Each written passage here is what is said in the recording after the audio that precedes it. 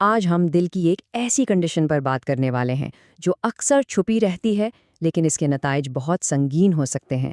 یہ ایک ایسا راز ہے جو ہمارے اپنے جینیاتی کوڈ کے اندر بند ہے۔ تو چلیں ذرا اس کی گہرائی میں جاتے ہیں۔ ہائپرٹروفک ابسٹرکٹیو کارڈیومایوپیتھی، جسے ہم HOCM کہیں گے، یہ حیرت انگیز طور پر کافی عام ہے۔ اندازہ ہے کہ ہر 500 لوگوں میں سے ایک شخص اس سے متاثر ہوتا ہے۔ اس کا مطلب یہ ہوا کہ کسی بھی بڑے مجمع میں کوئی نہ کوئی اس حالت کے ساتھ جی رہا ہوگا اور شاید اسے اس بات کا علم بھی نہ ہو۔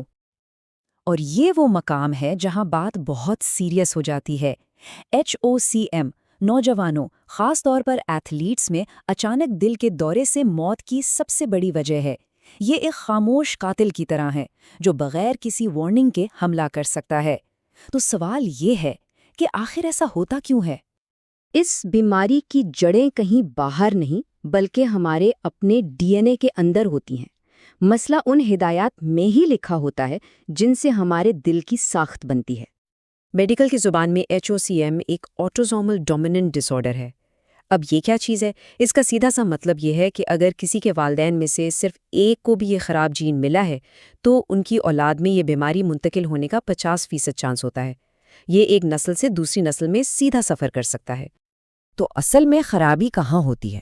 یہ عام طور پر ان جینز میں ہوتی ہے جو دل کے پٹھوں کو طاقت دینے والے پروٹینز بناتے ہیں، جیسے بیٹا مایوسین ہیوی چین اور مایوسین بائنڈنگ پروٹین سی۔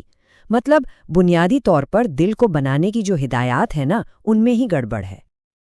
اچھا، تو ان جینز میں خرابی کی وجہ سے دل پر کیا اثر پڑتا ہے؟ چلیں دیکھتے ہیں کہ یہ جسمانی طور پر دل کو کیسے بدلتا ہے۔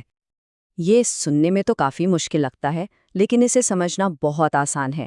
آپ یوں سمجھ لیں کہ ایک صحت مند دل کے پٹھوں کے خلیے یعنی مایوسائٹس بالکل صاف ستھرے اور ترتیب سے لگے ہوتے ہیں، جیسے اون کا ایک سلجھا ہوا گولا۔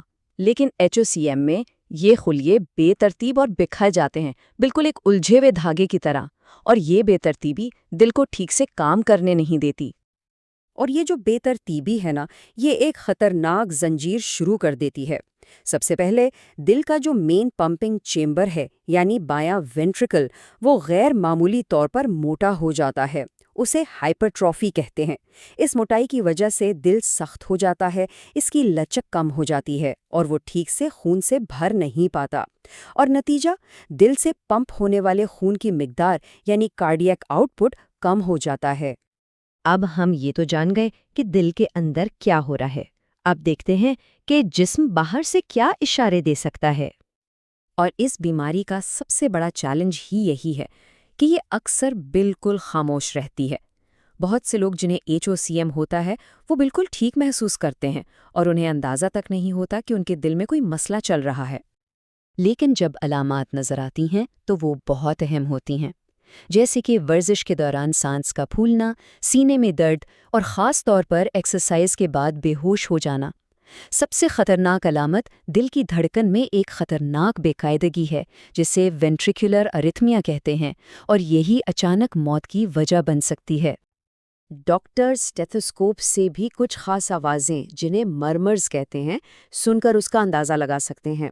یہ آوازیں خون کے بہاؤ میں رکاوٹ یا دل کے والو کے لیک ہونے سے پیدا ہوتی ہیں، اور دلچسپ بات یہ ہے کہ کچھ خاص پوزیشنز جیسے بیٹھنے یا سانس روکنے سے ان آوازوں کی شدت بدل جاتی ہے، جو ڈاکٹروں کے لیے تشخیص کا ایک بڑا اہم اشارہ ہوتا ہے۔ علامات اور ان آوازوں کے علاوہ ڈاکٹرز کے پاس جدید ٹیکنالوجی بھی ہے جس سے اس بیماری کی تصدیق کی جاتی ہے۔ اس کیس کو حل کرنے کا سب سے بڑا ٹول ہے ایکوکارڈیوگرام یعنی دل کا الٹراساؤنڈ، اور اس کی فائنڈنگز کو یاد رکھنے کے لیے ایک بڑا زبردست لفظ استعمال ہوتا ہے، MRSM ایش۔ چلیں اس کو ذرا کھول کر سمجھتے ہیں۔ MR کا مطلب ہے مائٹرل ریگرجیٹیشن، یعنی دل کا ایک اہم والو ٹھیک سے بند نہیں ہو رہا۔ سیم کا مطلب ہے سسٹولک انٹیریئر موشن، جہاں وہی والو غلط سمت میں حرکت کر کے خون کے بہاؤ کو روکتا ہے۔ اور آخر میں ASH یعنی اسیمیٹرک سیپٹل ہائپرٹروفی، جو دل کے چیمبرز کے بیچ کی دیوار کا غیر معمولی طور پر موٹا ہونا ہے۔ یہ تینوں چیزیں مل کر HOCM کی ایک واضح تصویر بنا دیتی ہیں۔ ایکو کے ساتھ ساتھ ایک اور ٹیسٹ ہے جو بہت اہم معلومات دیتا ہے، وہ ہے الیکٹروکارڈیوگرام یعنی ECG۔ یہ دل کی الیکٹریکل ایکٹیویٹی کو ریکارڈ کرتا ہے۔